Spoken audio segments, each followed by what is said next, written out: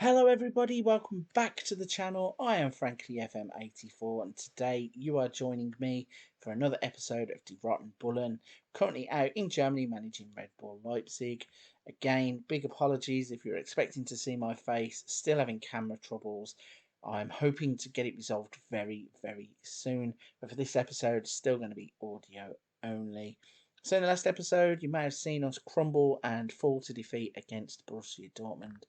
Hopefully we are going to be bouncing back in this very episode. So before I show you what's happening, and I've got some big news, please don't forget to hit the subscribe and like button to help the channel out. Been doing fantastically well recently, and I'm really thankful for everybody that's done it. But if you haven't, please remember to do so. If you have already, let's get to this news. So, was looking through my scout recommendations, and somebody popped up on our scouting list as a recommended for end of contract. Now, I just offered a contract not thinking that this would happen at all or even could happen. Thought it was absolutely ridiculous and the club were being a bit mental. But as you can see on the screen, Lionel Messi has agreed a deal to join the club. He revealed he's looking forward to playing on a regular basis for Leipzig in the Champions League. He's been given a clean bill of health after passing a medical, and the transfer will go through on the 1st of July 2023. So, obviously, in real life, his contract would have been up. In the game, they must have given him a 1 year extension or 2 year extension to get him through to 2023. He has now come to the end of that contract, and because the club had said to offer him a contract, we have done so. He will be 30. Oh, when's his birthday? So his birthday is. Where is it? 24th of the 6th. So by the time he signs for us, he will be a 36-year-old. But he's still in our Messi, and the club obviously thought it was worthwhile because they were the ones that suggested it to me through the scouts. He's going to come in on a whopping deal. We have had to pretty much move the wage structure for it. So he'll be on £210,000 per week. His contract will run for a single year, which is fine. Don't think we'll probably go after that. He has some nice bonuses for himself here. If he gets 15 goals, he gets 1.3 million. 20 goals, he gets another 325k. 25 goals gets him another 325k.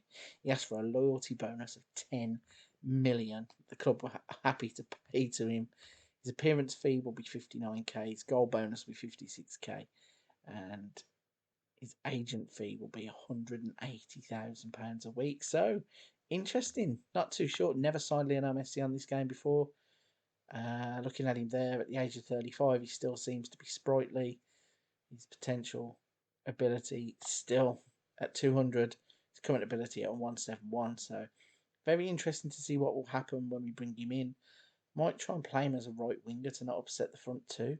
Or actually, with Danny Olmo leaving, we could play him behind the front two. So, yes, interesting. So, as I said, we haven't moved anywhere in terms of the league games. We have literally gone straight from the last game to this game. So, let's jump in and have a look at who will be playing in this game. So, we've got Galaxy in goal, Angelino at left back after Nets got himself sent off. Aki and Kabak are the chosen two at the back, with Adams at right back. Even though he's leaving, Kanate has actually got a broken wrist at the moment, so that's the reason he's not playing, not the fact that he's leaving.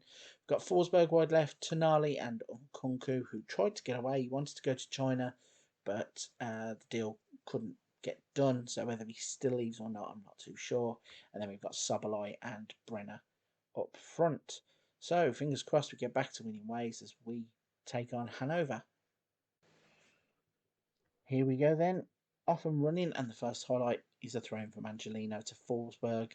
Plays it to Aki, who gives the ball straight away. But Tonali wins it back in the centre of the park. Plays it to Angelino. Back to Tonali. He plays it to Brenner. Forsberg is in, and Forsberg misses. Very unlike Emil Forsberg there.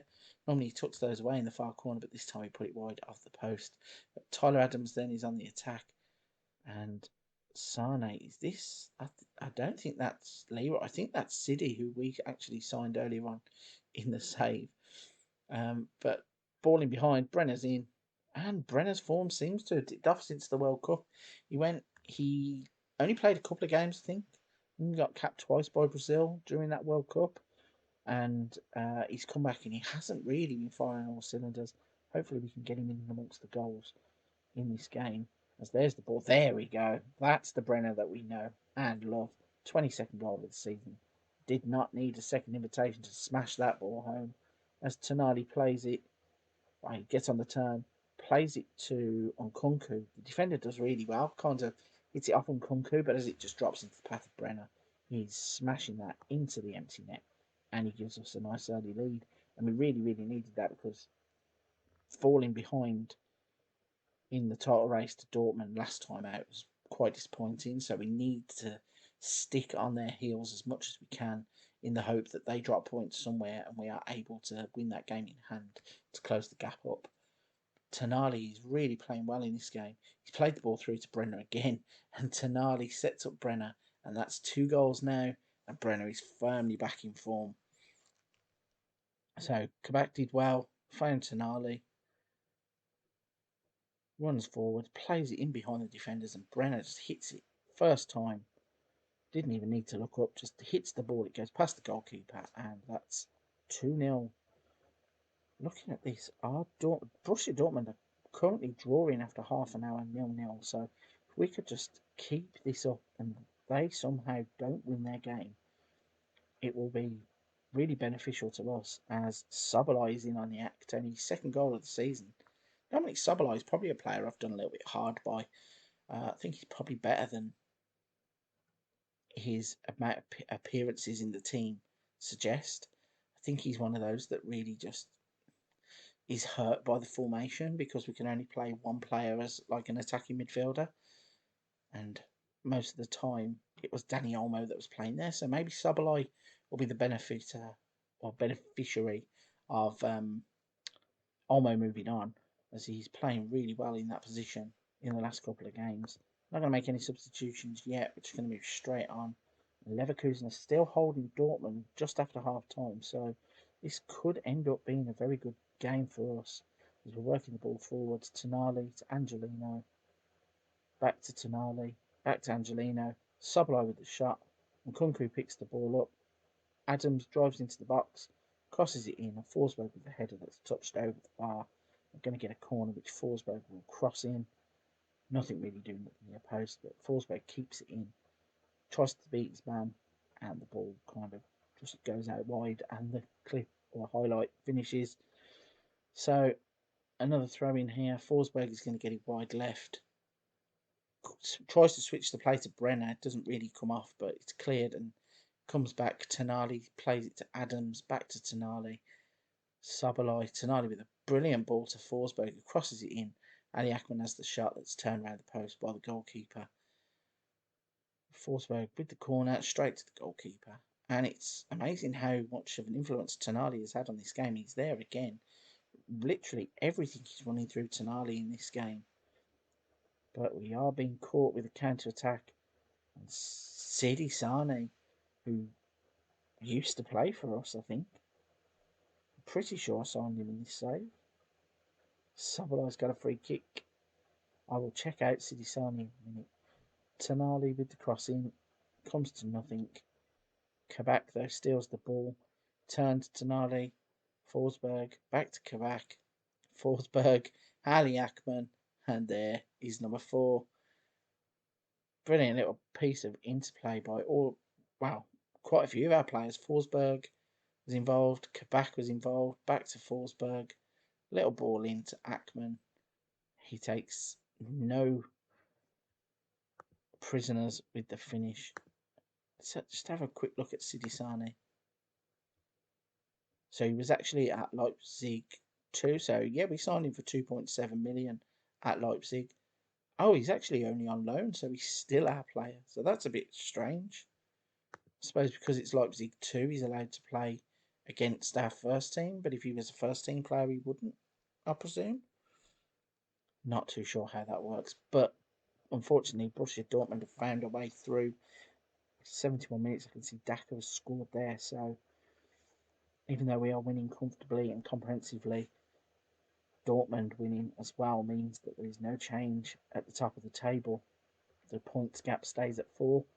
But speaking of 4, that's the amount of goals that we have scored, and we are going to come out with 3 points, 4 goals, 1 conceded, but a very impressive performance, especially by Tonali, who I think probably should have been man of the match. They've given it to Brenner, but Tonali was everywhere, making everything tick, so he probably would have got my shout for man of the match, but I can't hand that award out.